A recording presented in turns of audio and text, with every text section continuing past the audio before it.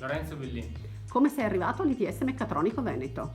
L'ho conosciuto grazie a un incontro di presentazione al mio istituto superiore, E che istituto hai frequentato? un istituto tecnico elettronico. Mm.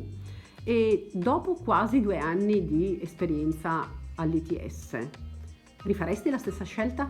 Sì, la rifarei perché la trovo un buon compromesso tra il lavoro e lo studio, perché ti può far entrare nel mondo del lavoro senza buttarti direttamente, Accompagnandoti.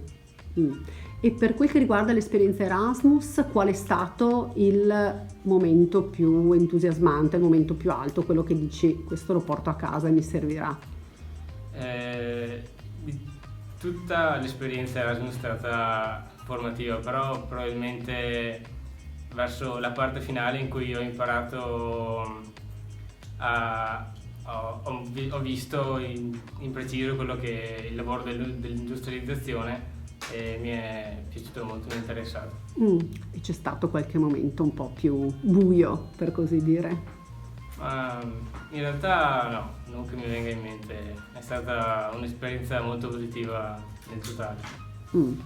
E l'anno prossimo, dopo il diploma, cosa pensi di fare? Dove vorresti orientarti? Cosa inizierai a cercare?